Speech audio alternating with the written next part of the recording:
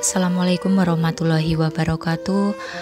Alhamdulillahirabbil alamin, wassalatu wassalamu ala asrofil anbiya'i wal mursalin wa ala alihi wa ashabihi ajmain, amma ba'du. Yang saya hormati Bapak Kepala SMP Negeri 4 Cilacap, yang saya hormati Bapak Ibu guru dan karyawan SMP Negeri 4 Cilacap. Alhamdulillahirabbil alamin, puji syukur kita panjatkan kehadirat Allah Subhanahu wa taala yang masih memberikan kita limpahan rahmat dan kenikmatannya sehingga kita masih bisa melaksanakan aktivitas kita pada pagi hari ini seperti biasanya. Bapak-bapak dan ibu-ibu yang dirahmati Allah Subhanahu wa taala, pada pagi hari ini izinkanlah saya menyampaikan sebuah kultum dengan judul Beriman Dikala Sendiri. Ketika kita sendirian, apa yang akan kita lakukan? Sendiri itu adalah ujian buat kita. Sendiri itu adalah sesuatu yang terkadang kita banyak tidak melakukan sesuatu yang baik. Ketika kita sendiri, seringkali kita tergoda oleh setan untuk berbuat maksiat. Ketika kita sendiri, kita terkadang mempunyai pemikiran-pemikiran yang tidak-tidak. Sementara salafus soleh terdahulu, mereka lebih takut kepada Allah di saat sendirian daripada ketika di hadapan manusia. Maka kewajiban kita adalah agar kesendirian kita tidak berubah menjadi malapetaka. Kita harus membekali hati kita dengan rasa takut kepada Allah Subhanahu wa taala. Kenapa demikian? Karena banyak orang yang bertakwa kepada Allah ketika terlihat oleh banyak orang. Banyak orang yang dia meninggalkan kemaksiatan ketika dilihat oleh orang lain. Tapi ketika dia sendirian, dia tidak peduli dengan batasan-batasan Allah Subhanahu wa taala. Tentunya kita tidak ingin masuk ke dalam hadis Nabi yang diriwayatkan oleh Abu Daud. Nabi Shallallahu alaihi wasallam bersabda bahwa kelak pada hari kiamat akan datang seorang laki-laki yang membawa pahala sebesar gunung-gunung Tihama. Lalu kemudian Allah Subhanahu wa taala menghancur leburkan pahala-pahala mereka. Lalu para sahabat bertanya, "Siapa mereka wahai Rasulullah?" Rasulullah menjawab, "Sesungguhnya mereka adalah saudara kalian dan dari golongan kalian. Mereka mengambil malam sebagaimana kalian ambil. Akan tetapi mereka adalah kaum yang jika bersendirian mereka berani untuk melanggar hal yang diharamkan Allah Subhanahu wa taala." Sahih hadis riwayat Ibnu Majah.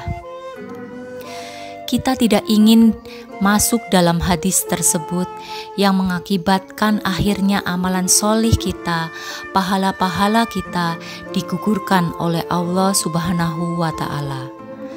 Saudaraku, Allah Subhanahu wa taala memuji orang-orang yang takut kepada Allah di saat sendirian. Allah berfirman dalam Quran surat Al-Mulk, "Sesungguhnya orang-orang yang takut kepada Rob mereka di saat mereka sendirian, bagi mereka ampunan dan pahala yang besar." Saudaraku yang dirahmati Allah Subhanahu wa taala, ketika seseorang lebih takut kepada Allah di saat ia di hadapan manusia, tapi ketika di saat ia sendirian, ia tidak takut kepada Allah. Ini yang dikhawatirkan.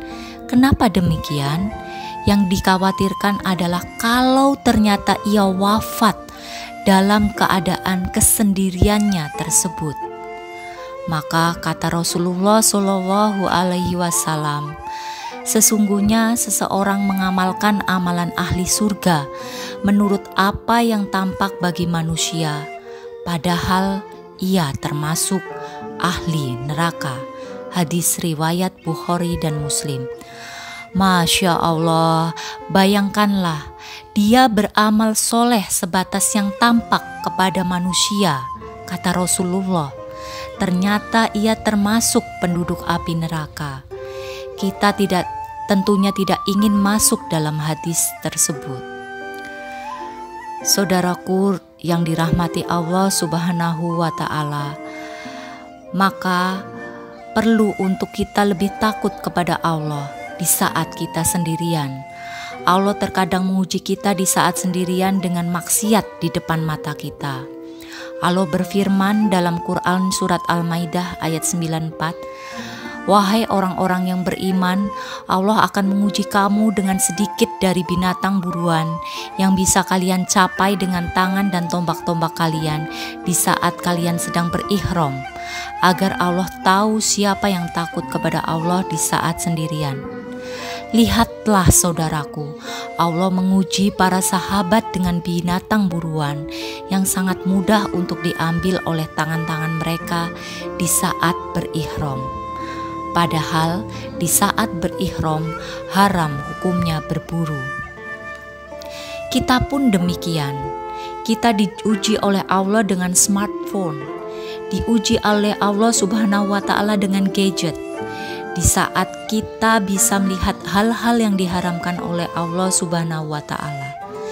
Terkadang ketika kita sendirian, tidak ada orang yang melihat, ternyata kita menjadi orang yang tidak takut kepada Allah. Ternyata kita menjadi orang yang berani untuk melanggar batasan-batasan Allah Subhanahu wa Ta'ala. Kita tidak ingin, saudaraku, hal itu terjadi pada kita. Lalu bagaimanakah caranya? Yaitu dengan mempertebal rasa takut kepada Allah dan muraqabah, atau selalu merasa bahwa kita diawasi oleh Allah Subhanahu wa Ta'ala. Seperti firman Allah dalam Quran surat Al-Mu'minun ayat 19, Allah mengetahui mata yang berkhianat dan apa yang disembunyikan di dalam dada manusia. Saudaraku yang dirahmati Allah Subhanahu wa Ta'ala, bagaimanakah kita ketika sendirian? Di saat kita sendirian, kita hendaknya lebih takwa kepada Allah. Berarti itu menunjukkan akan ketakwaan kita yang luar biasa. Semoga kita termasuk orang-orang yang bisa memanfaatkan kesendirian kita untuk hal-hal yang diridhoi Allah Subhanahu wa Ta'ala. Wabillahi taufik, subhanakallah wa bihamdik, asyhadu an la ilaha illa anta, astaghfirullah wa atubu ilaik. Wassalamualaikum warahmatullahi wabarakatuh.